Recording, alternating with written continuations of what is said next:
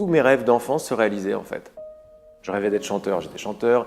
Je rêvais très grand, c'est devenu très grand. J'avais tout qui allait. J'avais de l'argent, je réussissais mon métier, je réussissais avec mes amours. La chanson, ça réussissait super. Et toutes les coïncidences, comme l'univers qui s'ouvre pour faire exactement ce que je veux, mais moi, je gardais en moi l'idée que j'étais pas à la hauteur. J'avais encore ce truc depuis tout petit, je suis pas à la hauteur. J'avais une sorte de culpabilité. J'osais pas admettre que c'était si facile en fait. C'est comme si je me sentais bizarrement redevable à je sais pas qui, à mes parents et à ce que mes parents veulent dire, un peu en porte-à-faux d'être heureux, quoi. Que ce soit facile. Tu sais, c'est tellement fort cette idée dans la société qu'il faut souffrir. C'est pas à la hauteur, pas mérité, coupable, machin, le gros truc lourd et tout. Pourquoi je me sens pas bien, je suis angoissé. C'est quoi cette angoisse, quoi?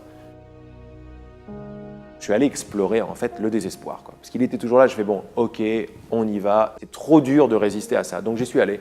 En plus de ça, comme j'avais pas trop confiance en moi, donc je me suis dit je vais explorer l'artiste. Comme les artistes que j'aimais bien, c'était des authentiques, c'était Brel, c'était Brassens, mais à l'époque c'était très Brel, c'était allez, je vais me couper le... Je vais explorer ce truc-là, quoi. Là, j'ai atteint des trucs très glauques, très glauques, très glauques. À un moment, je pensais vraiment que c'était la fin, quoi. C'est-à-dire, je regardais vraiment la fenêtre de très près, quoi. Je retournais chez mes parents, j'allais lasser mon appart, et tout. C'était, c'était pas sympa. Et cet ami, on s'intéressait ensemble aux histoires de psy, de psychothérapie, de psychanalyse. On aimait bien ce genre de choses. Puis un jour, il vient et il me dit Laurent, je vais pas te faire la morale, je vais pas te la faire du tout, mais j'ai une question à te poser, mais surtout ne me réponds pas. Est-ce que tu veux aller bien? Alors moi, j'ai dit évidemment. Il m'a dit non, me réponds pas. Et il est parti. Et ça a été un déclencheur énorme, quoi. Parce que je me suis aperçu qu'après toute cette traversée de l'obscurité, ce que j'avais vu en moi, c'était mon degré de mensonge à moi-même. Je réalisais pas à quel point je pouvais me mentir. Devant la glace, je jurais des trucs et c'était pas vrai. En fait, je veux pas aller bien.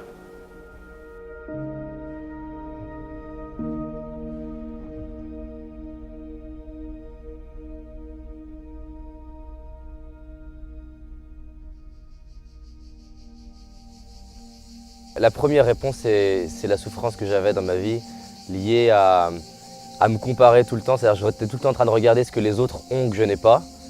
Cette personne, elle est plus à l'aise que moi, cette personne, elle parle plus vite que moi, cette personne, elle raconte plus de blagues que moi. Et donc du coup, j'étais en fait tout le temps frustré de ne pas être assez. J'étais mal dans ma peau, j'étais timide, j'arrivais pas à m'exprimer, j'arrivais pas à oser plein de choses.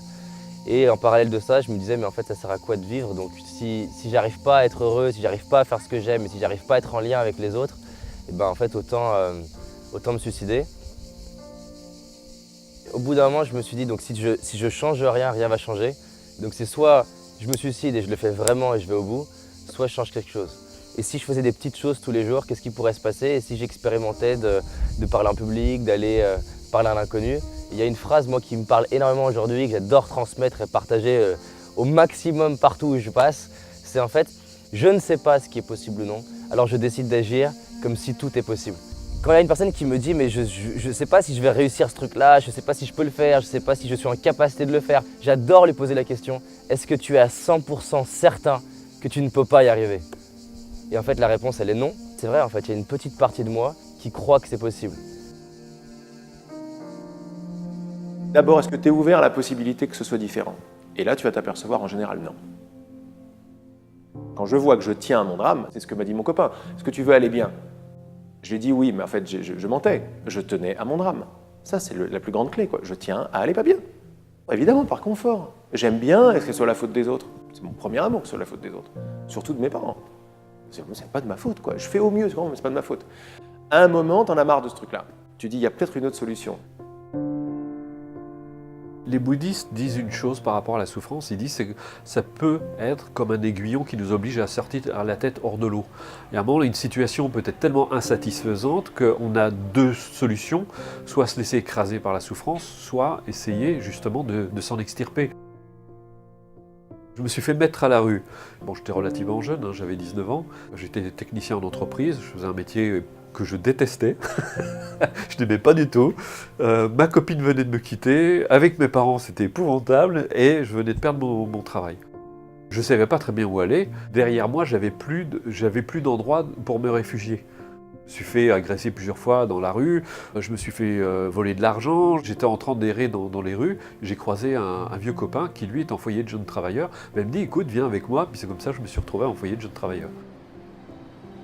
Même dans cette situation, j'avais toujours tendance à regarder le bon côté des choses, parce que pour moi une chose négative, ce n'était pas forcément négatif. La vie essaie de me pousser à voir les choses autrement. Bien sûr, c'était pénible, le corps souffre, le mental souffre, mais au-delà de ça, ça me donnait l'opportunité, c'est une façon de me dire, c'est pas par là qu'il faut aller.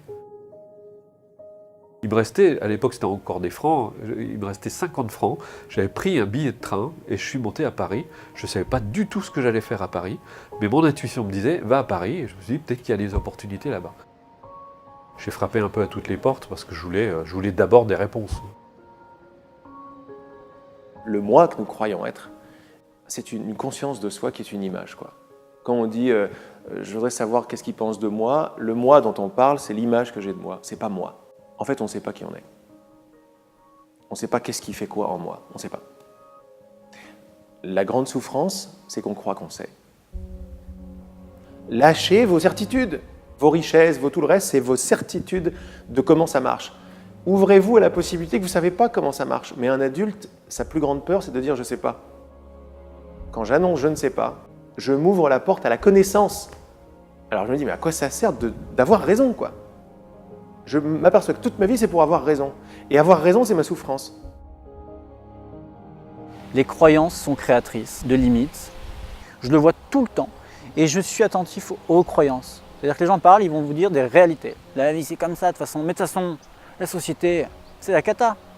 Ça, c'est une phrase qui ne veut rien dire. Qu'est-ce que c'est que la société d'abord? La société de qui? La société d'où? Quelle société?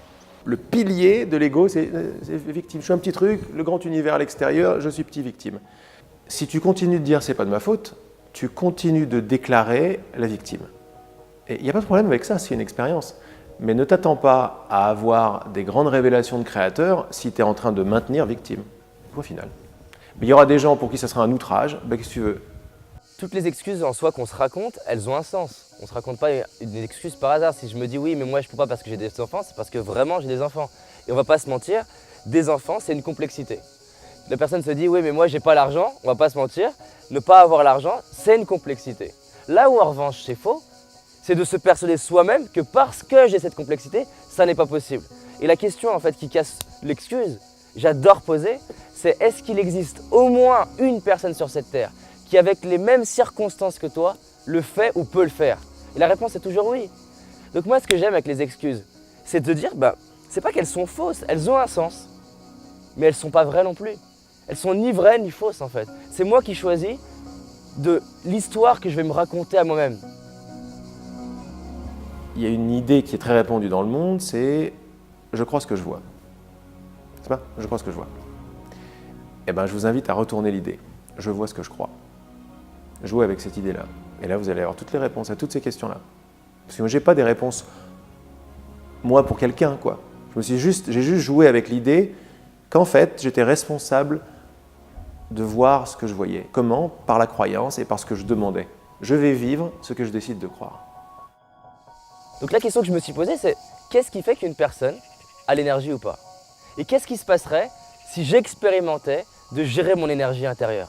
Parce que finalement, si ça ne vient pas de l'extérieur, si ça ne vient pas de mon chef, mais juste de moi, qu'est-ce qui se passerait si je m'entraînais en moi à créer l'énergie? Je suis docteur en médecine, j'ai exercé la médecine pendant 25 ans. La médecine que je qualifierais de médecine de famille. Pendant toutes mes 25 années d'exercice, je me suis toujours spécialisé dans tout ce que je trouvais au niveau médecine, ostéopathie, nutrition, etc. J'ai regardé aussi pas mal la symbolique des maladies, la PNL. Je me suis beaucoup intéressé aux effets de la prière sur la santé, aux prières toute religion confondue. Après ça, tout ce qui était aussi puissance de l'esprit et puissance de l'énergie. Et c'est vrai que je voulais trouver vraiment des solutions complémentaires, je dis bien complémentaires, à la médecine conventionnelle pour aider mes patients à s'en sortir du mieux qu'on pouvait. Les physiciens quantiques le disent bien, c'est qu'au départ, on a commencé à s'intéresser à la matière. Et puis on s'est aperçu qu'il y avait des choses qu'on ne comprenait pas très bien, donc on a commencé à creuser, et on s'est aperçu qu'ils sont tombés sur l'énergie. L'énergie va se concentrer, va former des particules. Les particules vont s'associer pour former des atomes, puis des protéines, puis des cellules, puis des êtres humains.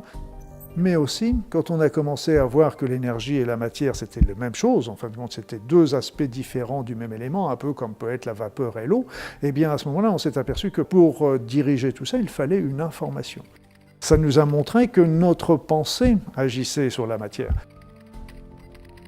Et après ça, il y a eu d'autres travaux qui sont célèbres maintenant de Masaru Emoto, qui nous montraient bien que l'intention, la pensée qu'on envoyait sur un verre d'eau provoquait dans ce verre d'eau des cristallisations qui étaient différentes selon que la pensée était d'amour ou une pensée négative et destructrive. En médecine, tout simplement, on sait très bien que la pensée agit sur notre corps. On sait déjà l'effet placebo. Qu'est-ce que c'est l'effet placebo? C'est l'effet de notre pensée sur le corps, tout simplement. Le patient croit au traitement qui lui est donné, et simplement ça fait 30% de tous les résultats positifs de toutes les médecines. Médecine conventionnelle, médecine naturelle, médecine énergétique, toutes bénéficient de cet effet placebo. Et puis après ça, même la sophrologie, l'hypnose, ils font que passer l'induction, et l'esprit de la personne va agir sur le corps. Comme on met la personne en plein état modifié de conscience, tout ce qu'on lui passe, à ce moment-là, elle le prend tout de suite et elle agit. L'hypnose, elle va vous permettre de sortir d'un comportement routinier. C'est une intention qui est posée et il y a plein de manières d'y aller. Donc c'est souvent une manière de parler, mais ça peut aussi être une manière effectivement de regarder. Les gens, on va leur donner une indication de focaliser leur regard sur quelque chose et déjà l'état de conscience se décale. On déverrouille un peu le système, moi je suis comme ça, moi je stresse, moi je pense comme ça, moi je fais ci, moi je fais ça, moi de toute façon ça sera toujours comme ça, et puis j'ai peur de ci, tous les scénarios mentaux. Et donc on va connecter avec votre inconscient, et votre inconscient c'est mieux que vous, et on va mobiliser ses ressources. Donc en gros en posant une intention dans votre inconscient pour vous aider à résoudre telle ou telle problématique, ça flexibilise le champ des possibilités autour, et les choses devraient se manifester dans une réalité plus concrète. Je te propose juste d'être attentive à ce qui se passe autour de toi. Comme si chaque bruit, tu sais les bruits de la nature autour, chaque son t'accompagne vers un état différent. Si à un moment donné tu poses une intention quelque part, et instant après instant, respiration après respiration, c'est comme si cet état peut s'approfondir de plus en plus, de mieux en mieux, accompagné avec tout ce qui serait intéressant pour toi de vivre maintenant. Alors je vais compter de 5 jusqu'à 0 et lorsque tu entendras le 0, ce sera le signe que tu es dans un état d'hypnose. Avec le 5, attentive à ma voix, le 4, connecté toujours avec ta respiration. Avec le 3, c'est comme si, progressivement, marche après marche, seconde après seconde, tu plonges de plus en plus, de mieux en mieux. Avec le 2, comme si deux parties de toi se rapprochent. Comme si deux parties de toi se rapprochent pour se rencontrer. Parfois on parle de conscient et d'inconscient. On parle d'une partie qui sait, qui rationalise, et d'une autre partie qui agit à sa manière, avec sa propre intelligence. Avec le 1, de plus en plus proche. Comme quand on est au bord de quelque chose, comme quand on sait que dans quelques instants, il va être possible de chut. En entendant le 0, ça va être comme le signal qu'une connexion, une autre connexion, une forme d'ouverture est possible. Avec toute sa capacité à régénérer, à réparer, à restructurer, à reconstruire. Si on est dans l'hypnose médicale, il l'utilise beaucoup pour la gestion de la douleur. Alors, gestion des douleurs chroniques. Donc là, il y a beaucoup de praticiens de santé, des infirmiers, des médecins, qui se forment à l'hypnose pour gérer les douleurs, les souffrances chroniques. Ils enseignent l'auto-hypnose, ils enseignent des techniques pour que les gens s'apaisent au-delà des médicaments. Ça explicite l'importance des croyances. C'est-à-dire que la croyance de quelqu'un, à un moment donné, plantée dans son esprit, va devenir réalité, va devenir sa réalité. Une personne en qui on a confiance nous a dit quelque chose, ou nous l'a montré. Et ça devient un message qu'on intègre, et ce message, il agit. Et c'est pour ça que l'hypnose, elle a entre autres, elle a cette petite saveur de perturber les croyances bien implantées Déjà en les secouant un peu, et puis potentiellement en suggérant d'autres champs de possibilités. Par mes croyances et parce que je demande à croire d'une certaine façon, une idée qui me plaît, je la rends réelle. Voilà mon pouvoir. Ton pouvoir, il est là, mais il est énorme. Ton pouvoir, c'est de rendre réelles des idées. C'est ma pensée qui attire les situations. Donc déjà, on prend conscience que ma pensée attire des situations. Et là, justement, comme le disent très bien les psychiatres et les psychologues, ils le disent, ok, nous avons un inconscient et un conscient, et ce n'est pas notre conscient qui nous dirige. Notre inconscient nous dirige dans 99% des cas. Or, cet inconscient, il est programmé par toute notre éducation. Moi, je suis ancien kiné, ostéopathe, etc.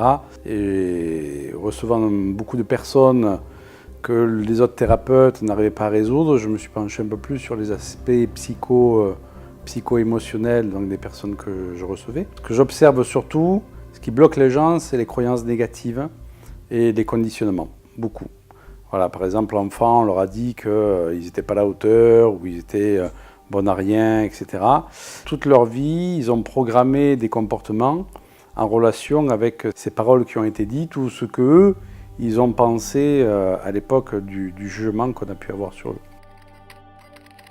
De manière automatique, on est tout le temps sur ce fonctionnement. On émet tout le temps des pensées. De notre champ énergétique est émise une fréquence. Et cette fréquence-là, en fonction de nos pensées, de nos mémoires, de nos conditionnements, elle va attirer notre réalité. Et par notre inconscient, nous créons beaucoup de choses, mais comme je dis aux gens, à notre insu. Vous êtes victime de vous-même.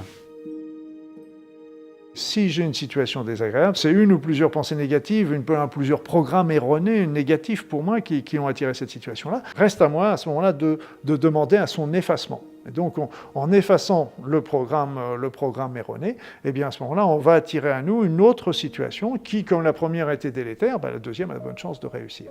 Donc, à qui on demande Ho'oponopono, les Hawaïens demandaient à leur divinité intérieure, à leur représentant, à l'étincelle divine qui était en eux. D'autres vont demander directement à Dieu. Et ceux qui ne croient pas à tout ça, ça n'a aucune importance, demandez à votre inconscient, à votre subconscient, et ça marchera tout à fait bien. Il faut rester toujours en adéquation avec ses pensées, avec ses croyances. Moi, je dis simplement, je demande à ce que la mémoire erronée, ou les mémoires erronées qui ont été à l'origine de ça, soient effacées de mon inconscient. C'est pas un traitement, ça ne remplacera jamais la psychothérapie, etc. C'est une philosophie de vie qu'on peut utiliser largue à main nue pour améliorer notre quotidien. Et là, d'un seul coup, nous ne sommes plus des victimes. On n'est pas en train d'attendre que la vie passe, elle passe devant nous. Moi, j'en connais combien de personnes qui attendent toujours que quelque chose arrive dans leur vie.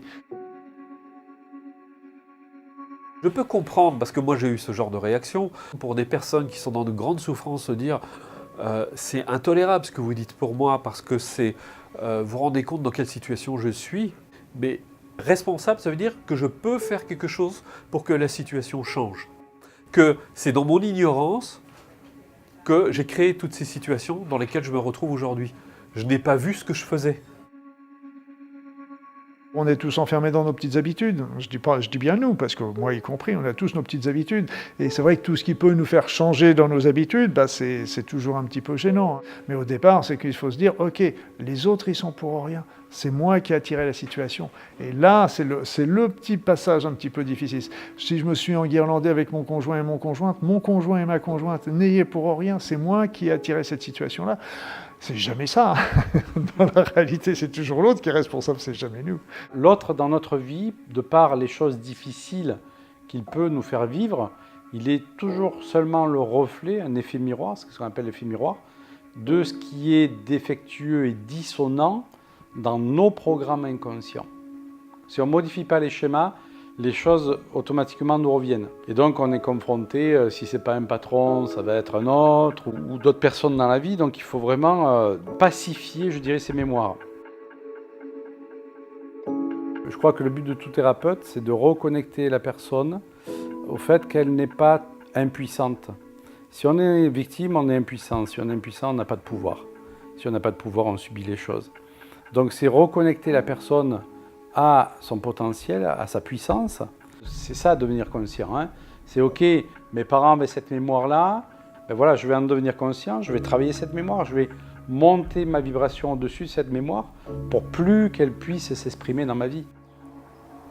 Moi j'aime bien dire que quand notre vibration elle change, hein, si vous êtes bloqué par un trauma dans votre vie et tout, qu'avec une séance d'hypnose ça débloque, ça laisse une autre vibration pour attirer autre chose. Et après, on va poser la question, ok, qu'est-ce que tu aimerais voir se manifester dans ta vie au final? Puisque la vie c'est... là j'aime bien reprendre les paroles de Miguel Ruiz qui a écrit les 4 accords Toltec, il dit la vie c'est comme un chef-d'œuvre et vous êtes l'artiste de votre vie. On ne naît pas tous avec les mêmes prédispositions génétiques, familiales, environnementales. Mais c'est pas parce qu'on n'a pas été super bien servi au départ qu'on va se débrouiller moins bien qu'un autre. On le connaît bien ça dans les jeux de cartes, hein, de toute façon. Voilà. Si on développe certaines choses, notamment l'intelligence du cœur, même si on n'a pas reçu un super jeu de cartes, on peut arriver à se débrouiller aussi bien que quelqu'un d'autre, voire même mieux.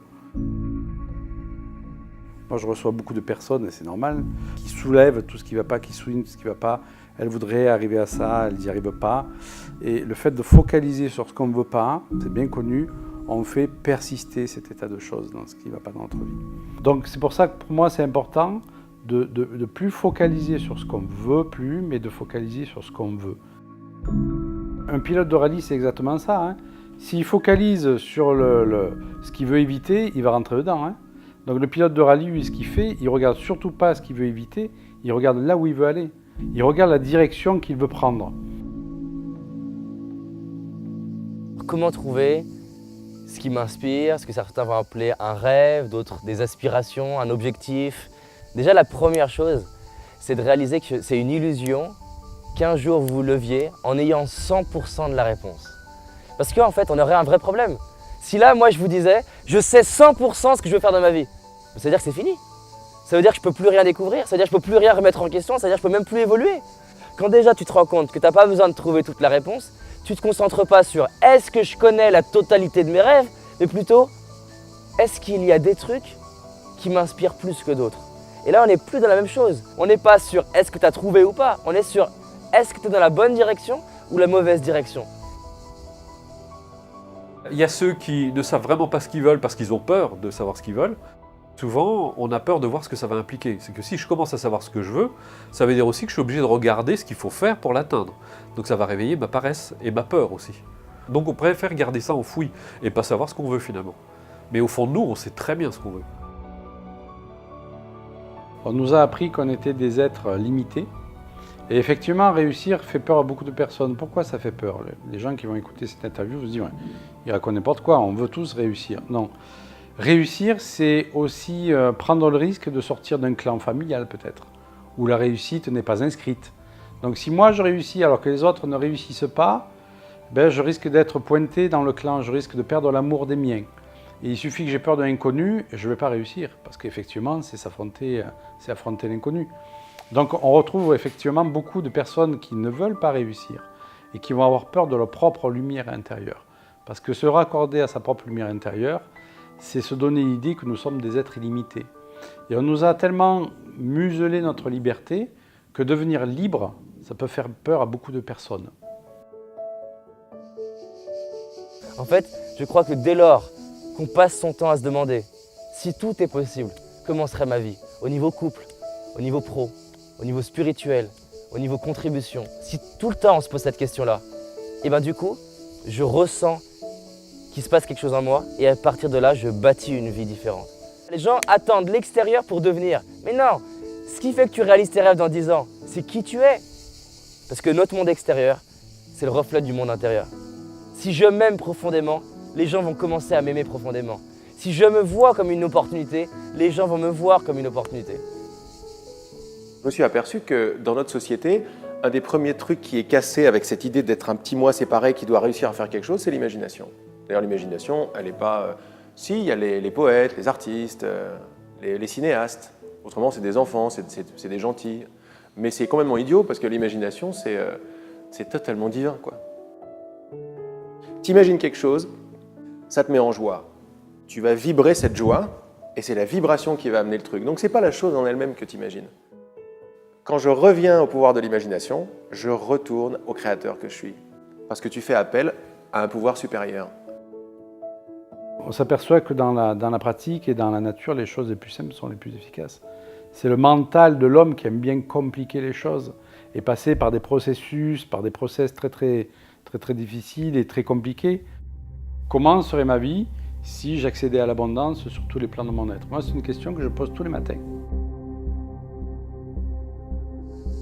Je sais pas, tout est possible. Maintenant, dans ce tout est possible, par quoi je peux commencer? Par quoi je peux commencer qui est suffisamment petit pour que je me sente capable de le faire, mais suffisamment grand pour que ça me pousse à grandir? C'est changer une petite brique de mon programme intérieur. Parce que chaque fois que je change une brique, ben oui, c'est pas des résultats exceptionnels tout de suite, mais brique par brique, à long terme, ça crée des résultats exceptionnels. C'est comme l'avion, il faut 80% d'énergie cinétique, là comme ça, et où l'avion il a à peine décollé pour pouvoir le lancer. Mais si tu maintiens pas l'énergie jusque là, il décollera jamais. La plupart des gens, ils s'arrêtent ici parce qu'ils disent « mais regarde tout ce que j'ai fait pour ça, ça sert à rien ». Si on s'en réfère juste au livre Le Secret pour la loi de l'attraction, c'est un peu limite. C'est intéressant, mais c'est un peu limite. Vous pensez argent et l'argent arrive. Pour moi, c'est une part du gâteau. Hein. Après, il y a quand même des notions. Voilà. C'est pas parce qu'on est spirituel, dans l'intention et tout ça, il ne faut pas à un moment donné sortir de son lit, faire 2-3 mails, je veux dire faire des trucs quoi. Enfin, les pensées. Les gens qui veulent arrêter de fumer en hypnose, ils imaginent. Hein. Des fois, ils imaginent qu'ils arrêtent de fumer, ils fument. Non, il faut qu'il y ait ce lien là avec la réalité des comportements. Et là, c'est vraiment la question du comment pour moi. T'as des personnes, il y a juste besoin d'être honnête avec vous-même. Elles ont besoin de bosser plus parce que clairement, elles font pas grand-chose. Là, on est typiquement dans la personne qui en fait se dit j'ai un rêve, je le ferai plus tard. Et là, dans les 24 heures, il n'y a quasiment rien qui est investi dans le projet. Donc là, oui, c'est sûr que si tu bouges pas, il va rien se passer. Et que des fois, c'est important d'appuyer sur l'accélérateur. Maintenant, il y a un autre type de personnes qui utilisent l'accélérateur déjà très bien. Et peut-être que ce serait bien de freiner. Faire plus, c'est savoir aussi à quoi vous dites non à partir de maintenant. C'est pas un non à vie, c'est un non pour laisser de l'espace pour faire une nouvelle expérience.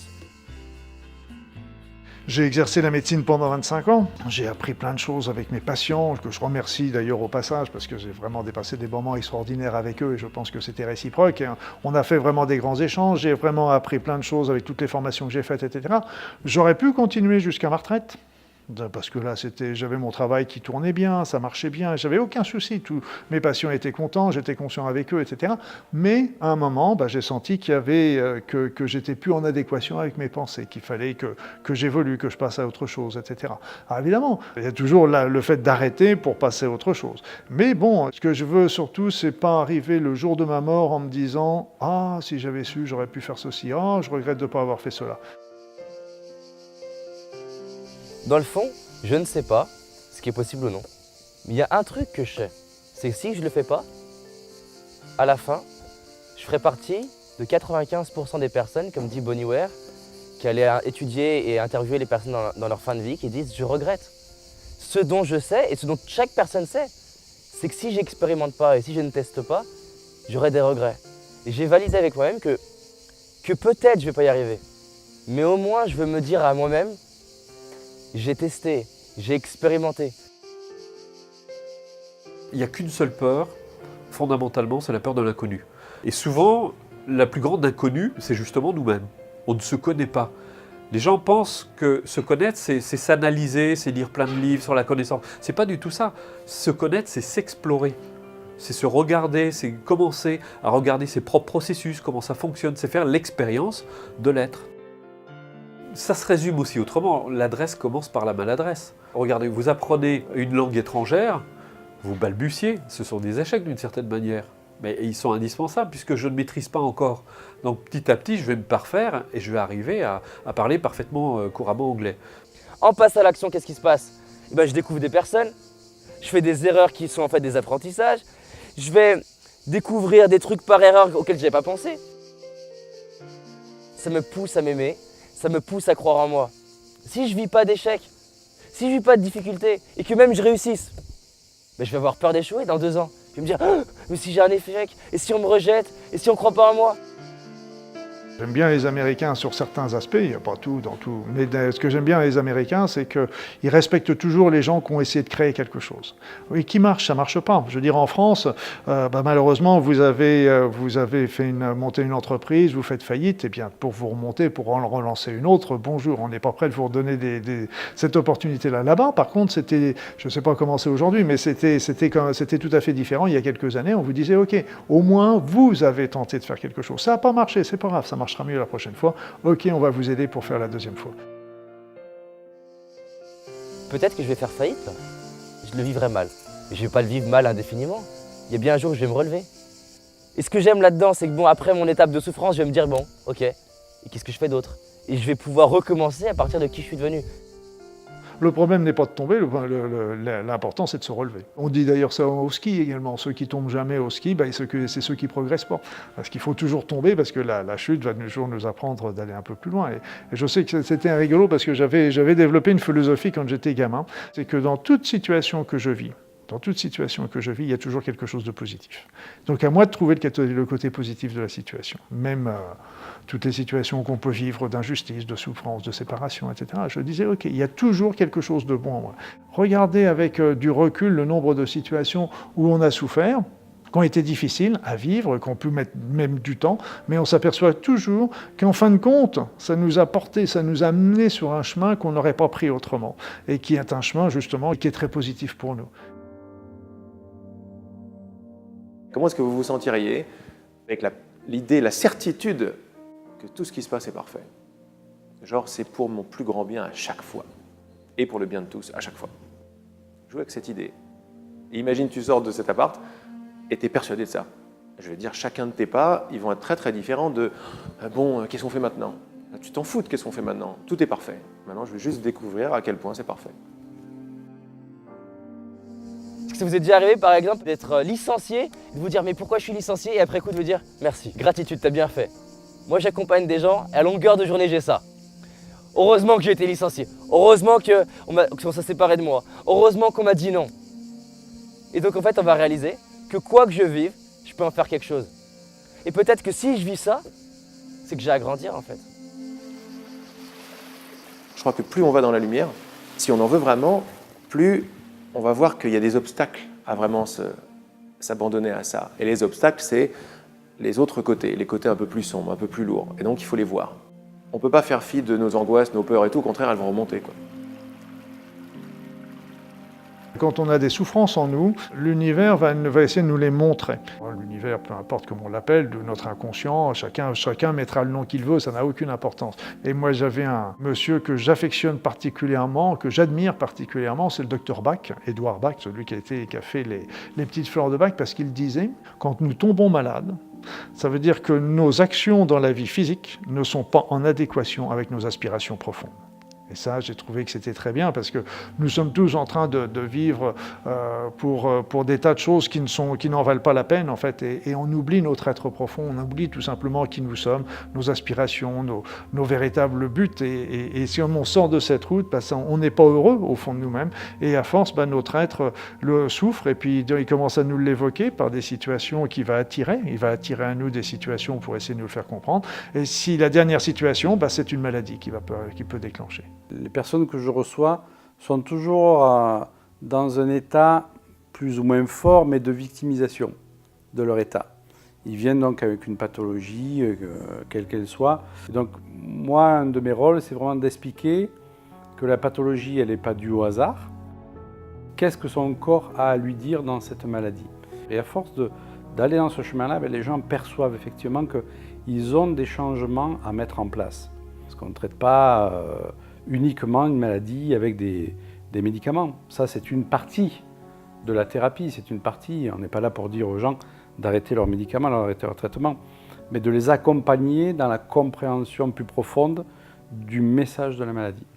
Mais le corps, il sert à ça, c'est super. Le corps, c'est l'instrument que prend la conscience pour explorer la matière. Parce que mon corps répond à mes idées.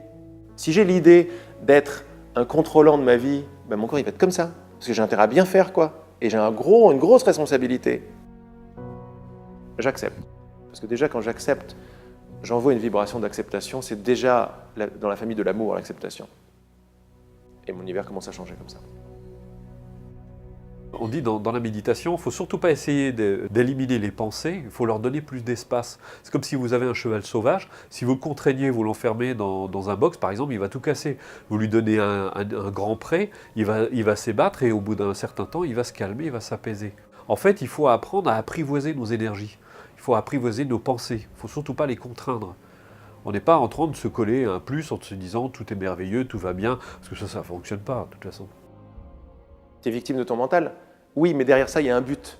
Un but que tu as demandé à ton insu. Lequel? Être victime. Ah, c'est-à-dire ne pas être toi. Ne pas être le grand créateur, être un petit truc qui essaye. Si je demande à être un petit truc qui essaye, ben je demande aux pensées, je fais merci les pensées de tourner très vite. T'as vu comme tu as retourné le truc? Donc tu n'es plus victime des pensées qui tournent très vite, tu es le créateur des pensées qui tournent très vite. À partir de là, tu te poses et tu te dis est-ce que j'ai envie de continuer? Et là, tu es dans la meilleure position. Là, tu es non, j'ai pas envie de continuer, ça me fait chier. Mais c'était une bonne expérience. Je ne me sors pas du monde par la guerre, mais par l'amour. Ça, c'est l'amour. L'amour voit. Donc je vois que ces pensées, j'ai demandé qu'elles soient là. Je suis anxieux, c'est une vibration de non-confiance. Donc qu'est-ce que je demande à l'univers avec cette vibration-là? Ben, il va me donner les preuves que j'ai raison. L'univers me donne les preuves que j'ai raison. Pourquoi l'univers nous donnerait des choses si on est tout le temps en train de se plaindre? C'est pas possible. Combien je vois de personnes qui n'arrêtent pas de se critiquer quand je leur demande de mettre une valeur sur 1 et 10, il y a beaucoup de gens qui ne plafonnent pas au-delà de 6, quoi. Pourquoi? Parce qu'ils sont souvent dans un process de devoir correspondre à ce qu'on attend d'eux. Ils se sont dissociés d'eux-mêmes et ils vont essayer d'agir en fonction des autres, de contenter les autres, de faire leur vie en fonction de ce qu'ils pensent qu'on attend d'eux. Et donc la générosité, c'est quoi? C'est reconnaître ses talents, c'est reconnaître ce qu'on sait faire, c'est reconnaître ce qu'on est capable de faire, ce qu'on voudrait faire aussi. Parce qu'on peut avoir une écoute intérieure que dans la mesure où on est centré sur nous-mêmes. Si on est toujours nos antennes branchées sur l'extérieur et sur les autres, on ne peut pas être connecté à ce que notre petite voix veut nous dire. Alors oui, c'est sûr que nos environnements, ils ont un impact. Quand j'avais mon père qui doutait peut-être que j'allais créer mon entreprise ou que j'allais réussir, ou des amis qui ne croyaient pas, c'est clair que ça a un impact. Mais en fait, je suis responsable de plusieurs choses. Déjà, je suis responsable de l'histoire que je vais me raconter. C'est clair que mon père, quand il va me dire « tu vas pas y arriver », ça a un impact pour me limiter. Déjà, j'ai le choix de me séparer de lui, petit à petit. Ça ne veut pas dire à vie, ça veut dire que là, dans un temps donné, je peux choisir d'aller au contact des gens qui vont m'inspirer. Alors oui, je peux dire « ouais, mais c'est pas si facile ». Non, c'est pas si facile. Mais est-ce que c'est facile d'avoir une vie déprimante? Bah, c'est pas facile non plus. En fait, il n'y a pas grand-chose qui est facile. Donc moi, je préfère, quitte à avoir une vie pas facile, de m'impliquer pour mes rêves. Et je préfère revenir à voir mon père, non pas pour subir, mais pour l'inspirer. Tu vas t'apercevoir que toutes les peurs de critique que tu as ou qu'on a, c'est tes propres critiques que tu projettes à l'extérieur. Quand ça, tu les enlèves et tu passes à un niveau vibratoire beaucoup plus élevé, parce que beaucoup plus lumineux sur l'amour de toi, voilà ce que l'univers va te montrer. Et tous les gens que tu redoutais le plus, quoi, tu vas voir ce que ça va faire, même en eux. Ou alors ils viennent plus te voir, parce que ça vibre plus. S'ils veulent te critiquer, l'amour est trop fort pour ça. Le mec qui vibre de l'amour, qui ne rentre pas dans un jeu, celui qui veut rentrer dans un jeu, où il arrête son jeu, où il voit son jeu grâce à l'amour, où il s'en va. Il ne tiendra pas vibratoirement avec une vibration comme ça. Après, je pense qu'il faut progressivement se baigner, lire des livres de gens justement qui ont réussi, comment ils s'en sont sortis. Ça va nous inspirer de se dire, bah tiens, il y a peut-être une possibilité, et d'essayer de côtoyer justement des gens qui sont plutôt positifs, parce qu'ils vont progressivement nous imprégner. J'ai le droit d'aller m'inspirer d'une personne que j'aime. Parce qu'en fait, il y a un truc très simple. Tu ne peux aimer à l'extérieur que ce que tu as en toi. Vous savez quand on dit à quelqu'un, ouais, c'est un type bien. En fait, on ne dit pas ça. On dit en fait, il me ressemble. On aime à l'extérieur que ce qu'il y a en nous. Quand on est inspiré par un mentor, une source d'inspiration, pourquoi on est inspiré? Pas parce qu'on l'aime, parce que ce qu'il est nous renvoie qui on est. Un mentor, c'est quoi? C'est quelqu'un qui, par sa vie, par ses mots, par ses actes, représente qui moi j'ai envie d'être dans ma vie. Maintenant, je ne suis pas lui. Ce que je rends réel à mon sujet, je le rends réel pour tout le monde. Parce que si je me considère comme une petite personne séparée en manque, je ne peux pas voir les gens comme autre chose que des petites personnes séparées en manque, qui réussissent plus ou moins. Et après, on rentre dans des trucs compliqués, parce que si quelqu'un réussit, je vais lui en vouloir. parce que c'est pas naturel que quelqu'un réussisse, c'est pas moi. Pourquoi? Pas parce que je suis jaloux, parce que beaucoup plus en profondeur, je suis un avec cette personne. On est un, on est la réussite. Et donc, pourquoi lui réussit, pas moi? Il y a quelque chose qui ne va pas là-dedans. On a effectivement la notion de si on accède à quelque chose de bien, c'est qu'on le prend à quelqu'un d'autre ou qu'il ne va pas y en avoir assez. Non, et c'est pas ça du tout. En fait, la vie, l'univers peut créer en abondance et il peut y avoir pour tout le monde. La question la plus importante après tout ça, c'est qu'est-ce que je veux vraiment? Je fais la loi d'attraction et j'ai compris comment ça marchait pour m'attirer un bon compte en banque et voilà. Et une super petite copine. En fait, pourquoi ça ne marche pas? Qu'est-ce que je veux dans une relation? Le sentiment, c'est quoi? C'est je me sens bien. Je me sens bien, c'est ce que ça veut dire. Je me sens complet, j'ai un sentiment de complétude. C'est pour ce sentiment-là que je veux le couple. Ah là, déjà, on est dans une autre position. En fait, ce n'est pas le couple que je veux, c'est ce sentiment que je veux. Mais là, déjà, c'est une autre histoire, quand j'ai compris que ça venait de là. Pourquoi est-ce que je veux une belle voiture? Parce que c'est classe, parce que ça veut dire que j'ai réussi. Nanana. Ok, il n'y a pas de problème avec réussir. Mais qu'est-ce que ça veut dire, point de vue sentiment? Ça va te faire sentir quoi? Un contentement, une fierté. Ok, mais une fierté, ça veut dire quoi? Ça veut dire une complétude. Ça veut dire je m'aime. Et donc c'est pour ça que je veux une belle voiture. Pour ça que je veux des chocolats. Pour remplir un vide. Quand je m'aperçois que c'est ça et quand je fais fi d'honnêteté, je sais pourquoi je fais les choses. Je suis honnête avec moi-même. Et j'arrête de demander au monde de remplir un vide. C'est pas magnifique de voir ça? C'est-à-dire que depuis toujours, le bonheur, il était là, mais je me suis déclaré comme coupé du bonheur. Maintenant, je vais le chercher à l'extérieur. Et à certains moments, je vais le trouver. La belle voiture, la belle relation, etc. Mais je sais en moi que c'est pas complet. Un coup de feu et ça s'en va. Un accident, ma femme meurt. Moi, mon corps, il faut que je l'assure. Je sais que c'est pas tranquille. Ça, c'est des questions super sur lesquelles il faut rester entre soi et soi. Parce que ça veut dire qu'on croit qu'on n'a pas les réponses, mais s'il y a un message que je donne, c'est qu'on a les réponses, on a toutes les réponses. Il y a beaucoup de lumière derrière quand on veut bien remettre en cause pourquoi ça ne marche pas. Mais il faut descendre derrière, on passe par des trucs un petit peu durs, c'est vrai. Mais passer par des trucs un petit peu durs, ça nous fait arriver à des trucs beaucoup plus lumineux à l'intérieur sur qui on est. C'est-à-dire que le bonheur est en moi, la connaissance est en moi, la richesse est en moi, l'abondance, c'est ce que je suis. Donc c'est quoi la meilleure formule maintenant pour attirer les choses à toi? De ne pas en avoir besoin. On le sait tous. Mais pourquoi ne pas en avoir besoin? Parce que quand j'en ai pas besoin, qu'est-ce que je vibre comme vibration? La complétude, sans besoin de rien. Et comme l'univers m'amène ce que je demande vibratoirement, il va m'amener que des trucs qui vibrent avec ma vibration. Ma vibration est une vibration de complétude, donc je vais avoir la voiture que je veux. Pourquoi? Parce que je m'en fous de la voiture. Parce que je sais que c'était pas la voiture qui m'apportait le bonheur, c'était le truc et je l'ai trouvé en moi. Et te rappelant que c'est toi qui te crée, ça y est, tu commences déjà à vibrer le bonheur que tu es, parce que le bonheur que tu es, il est créateur. Quand j'arrête d'être victime, et je vois que c'est moi qui me fais les expériences de victime, ça y est, j'ai trouvé le bonheur. Quand mon pote m'a dit « Est-ce que tu vas aller bien ?», c'était la clé pour moi pour trouver le bonheur. J'ai eu un sourire en pleine dépression, parce que j'ai vu tout le truc. J'ai vu qu'en fait, non, c'est moi qui crée l'expérience du désespoir. En voyant ça, j'ai eu le sourire. Pourquoi? Parce que si c'est moi qui le crée, donc je suis le bonheur. Il y a quelque chose en moi qui est libre. C'est moi qui crée l'emprisonnement, donc je suis libre. Les gens ils pensent que la liberté, c'est à l'extérieur. Pour moi, la liberté, c'est la liberté de Mandela. La liberté de Mandela, c'est d'être dans une cellule et de se sentir libre. Pour moi, être libre, c'est pas être victime de mon entreprise. L'argent, c'est pareil. J'ai pas envie de croire qu'il me faut de l'argent pour être heureux. J'ai envie de me dire que sans argent, je suis heureux. Maintenant, on va pas se mentir. Avec plus d'argent, je peux contribuer au monde. Je peux permettre de faire plus de vidéos. Je peux permettre de déléguer des choses. Je peux permettre de prendre soin de mon corps, plus. Mais j'ai pas envie d'être le bourreau de mes rêves. Mes rêves, ils sont là pour m'inspirer à avancer maintenant. Et c'est ça pour moi, me sentir libre. Je dis pas que c'est facile, je dis pas que j'y arrive tous les jours, mais tous les jours, j'y arrive un peu plus. On se rend compte qu'on a cherché le bonheur à l'extérieur, on se rend compte que quoi qu'on puisse acquérir, on n'obtient pas ce que l'on désire. Et le bonheur n'est pas lié à nos acquisitions, c'est pas parce qu'on a plus, c'est pas parce que j'ai plus d'argent, c'est pas parce que j'ai plus de ceci, plus de cela, que je vais être plus heureux, c'est parce que j'ai l'état d'esprit.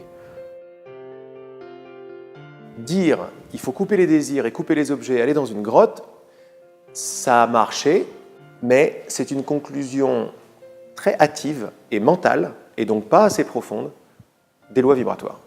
Il n'y a pas de problème avec le désir, il faut juste voir d'où il vient et qu'est-ce que je demande et comment je le demande. Et après, tu peux t'amuser avec tous les jouets. Mais quand tu sais que c'est des jouets, c'est sympa. C'est déjà plus mon bonheur dépend de ça, non, c'est terminé. Et après, ça ne devient pas genre je ne vais pas vers quelqu'un ou vers l'univers pour essayer de l'agripper en manque, parce que c'est ça que je fais dans mes relations d'amour en fait. Je manipule pour essayer de lui demander un truc. Donc je demande à quelqu'un de remplir un vide que moi j'arrive pas à remplir. C'est pas de l'amour ça, c'est du marchandage.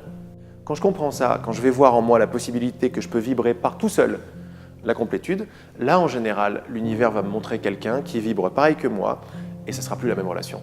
Ça sera, je suis peut-être pas le héros que je suis peut-être pas Jésus et t'es peut-être pas le Bouddha, mais on a le même désir et on veut bien défaire tous nos trucs ensemble. Partager dans l'humilité, dans le je sais pas. Eh ben je vais t'aider à voir ce que tu veux pas lâcher, tu vas m'aider à voir ce que je veux pas lâcher, mais dans l'amour. Et ça, c'est juste, ça devient une relation magnifique.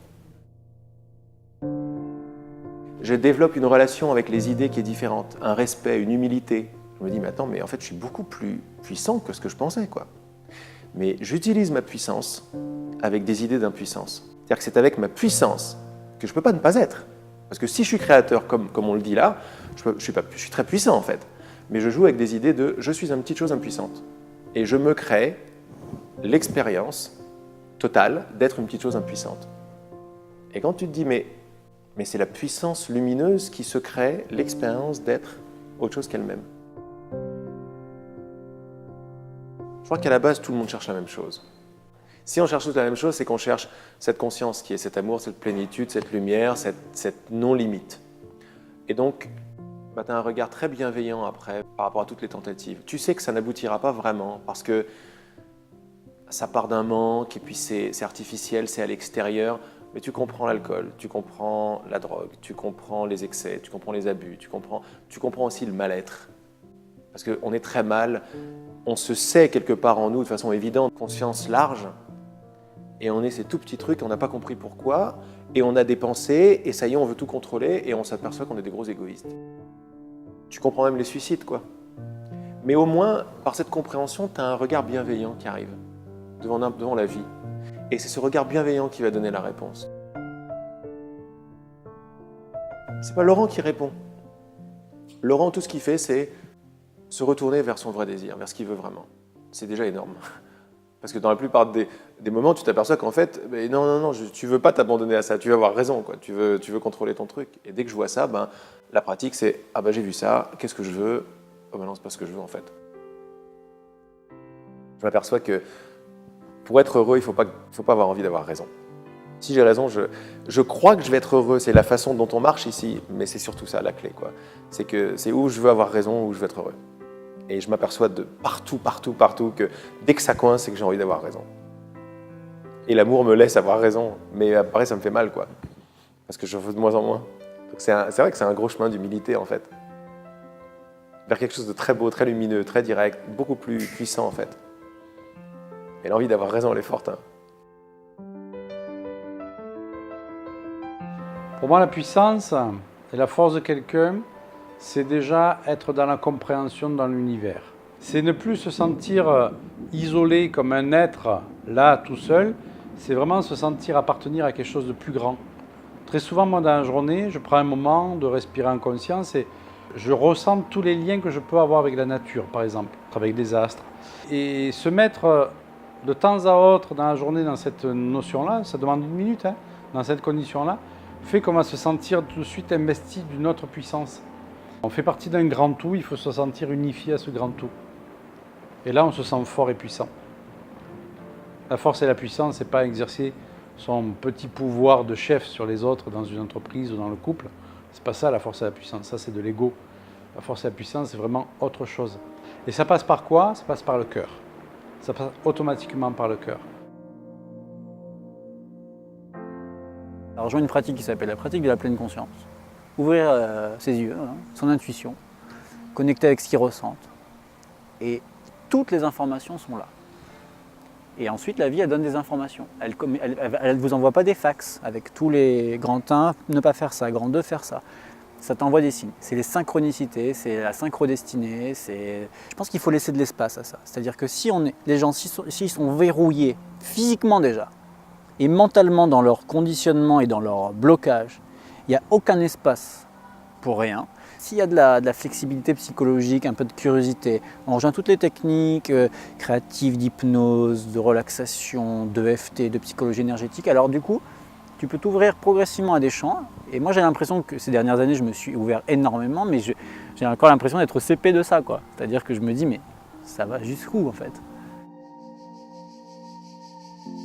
À la base, je suis ingénieur en informatique, donc je suis hyper dans la terre, hyper pragmatique et concret. Et moi, à chaque fois que j'entendais parler d'intuition, je me disais, c'est quoi ce truc perché pour les autres? Mais non, en fait, la bonne question, c'est que dès lors que tu suis ton truc intérieur, il y a des plus grandes chances d'être motivé. Il y a plus grandes chances que tu te dises, même quand il y a des obstacles, de te dire, ouais, mais ça fait partie du jeu, et donc d'y arriver. Et ce que j'aime bien dans l'intuition, à chaque fois, c'est de revenir sur l'angle concret. Est-ce que ça m'aide? Bah oui, ça m'aide. C'est d'être à l'écoute des signes extérieurs de la vie qui me font dire bonne direction. Et par rapport au moment présent, là, il suffit de se poser et de voir qu'il n'y a rien d'autre que maintenant. Et quand après on se pose la question, est-ce que maintenant ça arrête quelque part? Et tu vérifies, est-ce que maintenant ça arrête? Non, mais dès que je me suis posé cette question, et dès que je commence surtout à donner une réponse, c'est important d'essayer de donner une réponse, comme ça le mental, c'est pas un ennemi. Tu lui dis, cherche-moi la fin de maintenant. Il va s'écrouler grave dans la réponse, parce qu'il va chercher à droite, à gauche. Et plus je vois que le mental cherche, il ne trouve pas, plus je m'aperçois qu'il n'y a que maintenant. Mais s'il n'y a que maintenant, ça veut dire plein de choses. Si maintenant ne s'arrête pas, quand est-ce que le futur commence? J'ai pas de réponse. Donc on n'est pas là pour avoir des réponses, on est là pour avoir des questions. C'est les questions qui comptent. Et ce n'est pas la réponse qui compte, c'est la question et d'où vient la question. Si c'est une question qui vient d'une volonté de briller personnellement, d'une volonté de comprendre pour contrôler, voilà le maximum, l'éventail de réponses que je vais pouvoir avoir. Mais si ce que je demande, c'est une question ouverte, avec un enthousiasme et une envie de me faire surprendre, là, je vais me faire surprendre.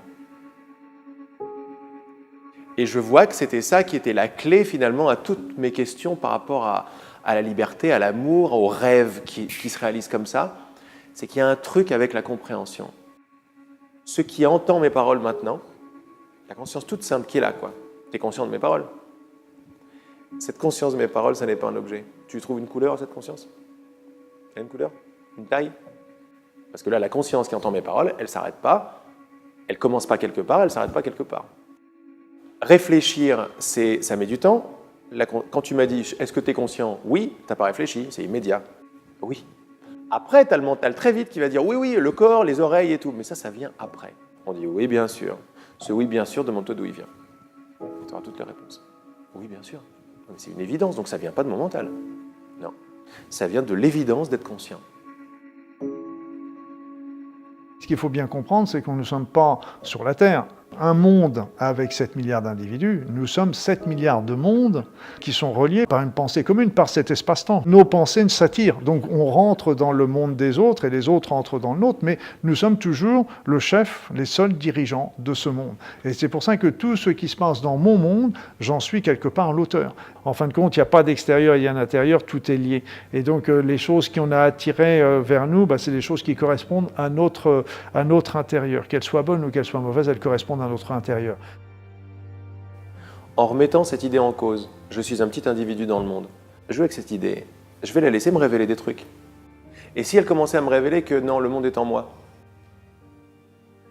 sympa, alors je ne sais pas ce que ça veut dire. Je vais me faire lapider si je dis ça sur la place publique. Mais je m'aperçois que la place publique, quand tu me dis ça, les gens et tout, en fait, c'est tes propres pensées de doute qui prennent la forme d'un théâtre avec des gens qui vont pas être d'accord avec toi. Je raisonne parce que c'est pareil en moi. Il n'y a pas d'autre. Tu crois qu'il y a des autres? Tu crois que tu es un petit truc dans un grand univers? Non, tu as décidé de rendre ça réel. Mais si tu as décidé de rendre ça réel et si tu joues avec cette idée, c'est que tu es l'univers tout entier avec lequel tu joues. Il y a 10 ans, par exemple, je disais, par rapport à ces états de conscience modifiés, moi, comme je ne réalisais pas du tout l'énormité qui était en train de se passer, la joie, l'unité avec tout, je dis, mais à un moment, je rentrais chez moi, je disais, mais quel trip! C'est un trip énorme, quoi. Et j'entendais en moi une voix ou une connaissance ou une réponse qui était « Non, non, mon grand, le trip, c'est comme tu vis tous les jours. C'est ça ton trip. Ça, c'est la réalité. Mais quelle bonne nouvelle, quoi. T'as vu, c'est énorme. J'étais là, mais à quel trip, c'est génial. Fait, non, c'est pas un trip, c'est ton ego qui dit quel trip. Pour essayer de mettre ça sur la faute de je ne sais quoi. Non, c'est ton état qui s'ouvre. C'est l'état naturel qui s'ouvre. Ton trip, c'est de te croire séparés les uns des autres et d'essayer de faire des choses. C'est une magnifique nouvelle pour l'humanité, quoi, pour notre futur, pour ce qui arrive, quoi. C'est pour ça que je ne suis pas dans la rébellion par rapport à tout ce qu'il peut y avoir comme injustice dans le monde. Ça ne veut pas dire que je ne fais rien. Mais je ne suis pas dans un phénomène de rébellion, parce que quand on est dans un phénomène de rébellion, on est déjà en train de nourrir le système, qu'on veut justement changer. Mais donc plutôt, c'est d'envoyer plein de pensées positives, plein d'éléments positifs pour dire, OK, il y a une souffrance là, c'est une souffrance là à l'extérieur, mais ça veut dire que j'ai une souffrance à l'intérieur qui correspond à ça. Donc il faut que j'amène de la lumière, de l'amour pour effacer tout ça. Tout chemin de vie passe toujours par l'amour. Et il ne peut pas y avoir un chemin de vie équilibré, harmonieux, etc., si on n'a pas l'amour des autres, l'amour de la nature, l'amour. Et cet amour est quelque chose d'inné en l'être humain et qu'on nous a perdu justement, qu'on a perdu quelque part au cours de route et qu'il faut justement réactiver. Et quand on parle d'amour, c'est lié à notre capacité à se souhaiter et à souhaiter aux autres de connaître le bonheur. Ça, pour moi, c'est vraiment l'amour. Quand on éduque ses enfants, on leur apprend à être plus autonomes, à voler de leurs propres ailes. Mais c'est déjà de l'amour. Je pense qu'aujourd'hui, ce qui est extraordinaire, beaucoup plus qu'avant, on se rend compte justement de l'interdépendance des phénomènes. Parce qu'on se rend compte que tout ce qu'on fait aujourd'hui a une incidence sur le monde entier. C'est-à-dire qu'on a tous participé au déséquilibre de la planète, à la pollution, on a un qu'un respect pour la nature, mais on a ces images qu'on n'avait pas avant. Avant, elles étaient cachées. Aujourd'hui, on les voit. Si on ne les voit pas à la télé, on les voit sur Internet. On voit des choses assez abominables. Et il y a des gens qui sont vraiment sensibles à ça, qui se disent « il faut arrêter, je ne peux pas être heureux en voyant ça ».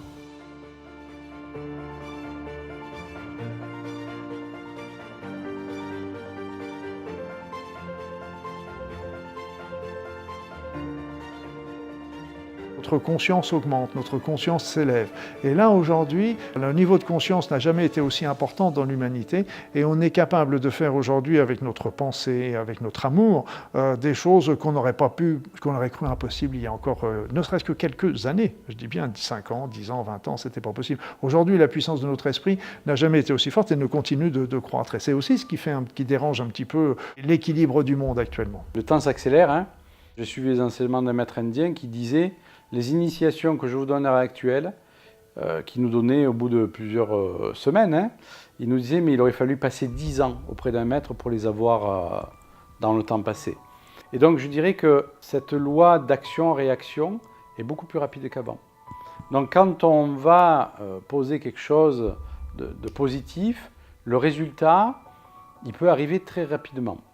On le voit surtout quand on a une action dissonante. Ben, je dirais le coup de bâton, le retour de bâton est très rapide. Tout passage transitionnel, donc toute transition, est toujours difficile à vivre. Et donc c'est toujours très chaotique. Ce qu'il faut, c'est voilà, apprendre à surfer sur la vague et non plus à ramer à contre-courant, quoi. Pour moi, aussi bien à l'échelon individuel qu'à l'échelon général, il n'y a pas d'obligation. Rien n'est jamais écrit. Et donc rien n'est jamais écrit. Ce qu'on sait aujourd'hui, c'est que dans notre espace-temps, les énergies montent. Ok, mais elles nous montent si elles montent, ça veut dire qu'elles nous emmènent vers de plus en plus de conscience, vers quelque chose de positif. Cette montée, elle sera ce qu'on en fera. Parce que justement, si on peut en faire quelque chose de merveilleux, tout comme on peut en faire quelque chose de difficile. Et là, il faut bien comprendre que tous les astrologues, tous les voyants ne me contrediront pas, parce qu'en fin de compte, ils le savent très bien, c'est que quand on fait une prédiction aujourd'hui, c'est une prédiction par rapport à la situation d'aujourd'hui pour demain. Et donc, si aujourd'hui on change des situations en disant, bah tiens, je vais changer de métier, je fais une rupture ou je me mets avec quelqu'un, donc on change le présent, on va changer le futur. Et là, les anciens travaillaient beaucoup avec les voyants, mais c'était pas pour se dire, ah là là, mon Dieu, ça va être malheureux parce qu'il va y avoir des choses tristes qui vont arriver. Non, non, s'il y avait des choses positives qui étaient annoncées, ben, ils faisaient tout pour que ça se déclenche. Si c'était des choses négatives, ils faisaient tout pour que ça change. Donc rien n'est jamais écrit. Et donc là encore, l'avenir, elle sera ce qu'on en fera. Je suis responsable de ma vie, je suis responsable de mes émotions et je vais aller brique par brique changer mon système de pensée. J'ai pas fini, t'as pas fini, personne n'a fini. C'est la même information, revue et revue et revue sous des angles différents qui permettent de l'intégrer à un niveau plus corporel et d'en faire une norme et un fonctionnement. La clé, c'est pas de connaître les clés. La clé, c'est de s'entraîner à les intégrer dans sa vie par ses actions. Et comme dit Gandhi, incarne le changement que tu veux voir dans le monde, incarne le changement que tu veux voir chez tes enfants, tes amis, tes parents, les gens que tu aimes, brique par brique. Pour avoir la réponse, je réalise que je suis assis dessus. En fait, je suis la réponse que je cherche.